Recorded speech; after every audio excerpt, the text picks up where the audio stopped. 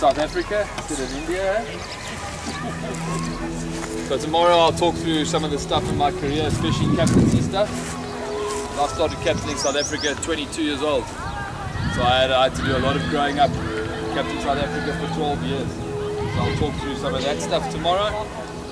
But is there any more questions on batting or bowling that you guys would like to ask me now before we hand over the certificates?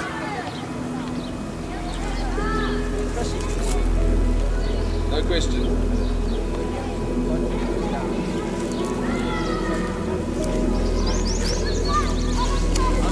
Any questions?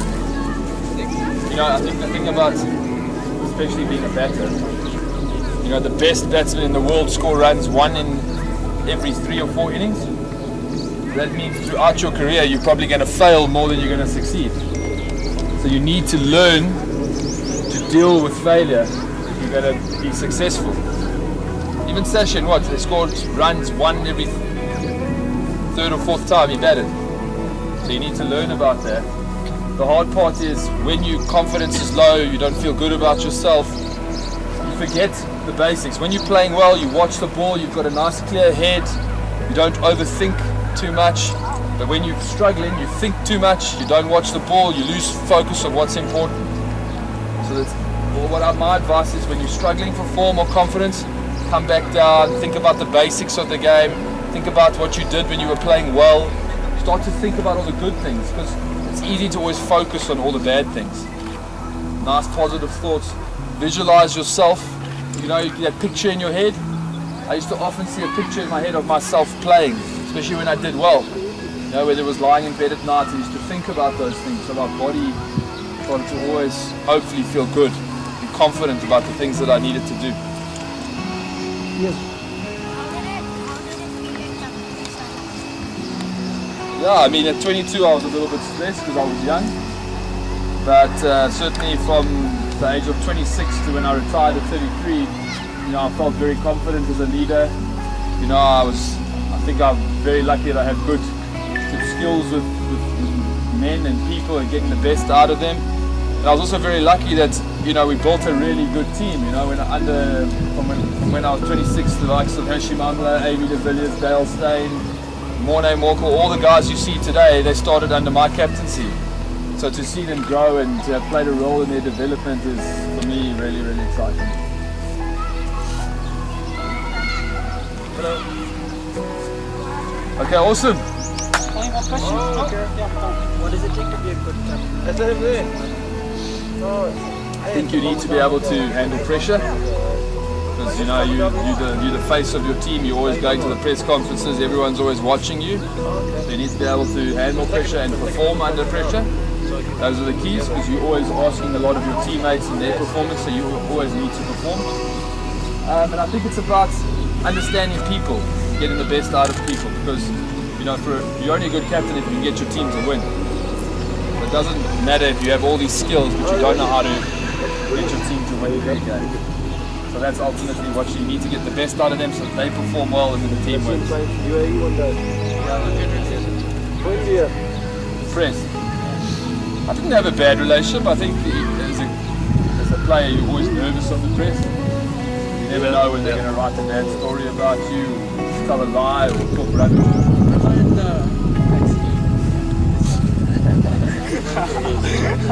that was Kevin Peterson, that wasn't me.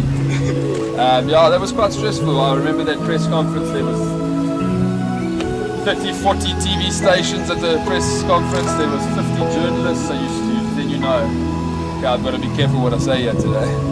So you learn to say things that aren't controversial and get your message across. Because ultimately no one wants to be in the newspaper for the wrong reasons. It makes life even more difficult.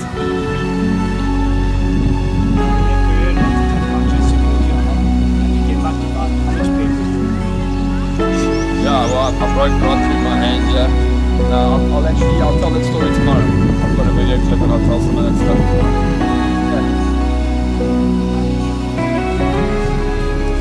Yeah, I had lots of injuries. You can see I had a big ankle surgery.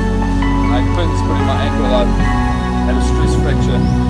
So that was very, very sore. The hard part is being away and not being able to play cricket. then having to do all the training again to get your body to the point where you can run and dive and bat and play at the level that you need to. So it requires a lot of hard work. It's also boring. But it's part of the game, you know. Professional sportsman, you put your body on the line every week, so being sore, I mean, I think most players will tell you that the amount of times their body felt good was not often. So you learn to play sore, you learn to play injuries because you're playing so much. So you learn to deal with pain as a professional sportsman.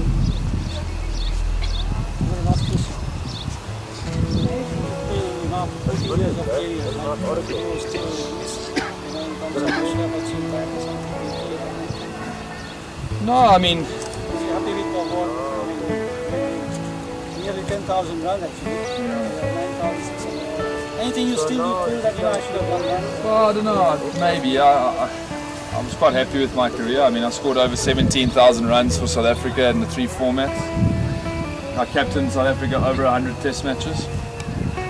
And as you say, I scored 9,500 test runs. I mean, when I opening batter in South Africa is very difficult because the wickets, they're bouncy, they're fast, and the ball's nice, more friendly for fast bowlers than it is here. So to have scored 9,500 test runs for me is something that I'm proud of. I don't know, maybe, we'll see, maybe now I've had a few personal problems, but getting through that now, maybe, you never know. You never know, maybe make a comeback somewhere. What was your toughest bowler defense? How Zaire was coming? Obviously Zaire was probably my most difficult bowler. I mean, he was really skillful to left-handers. You know, you always had to play, and he swung the ball both ways. And he actually had quite a big jump, which I found difficult to get my timing right. But I actually, in the end, I ended up batting outside my crease to him a lot. That helped me a lot. When I got runs against him, that's generally what I do.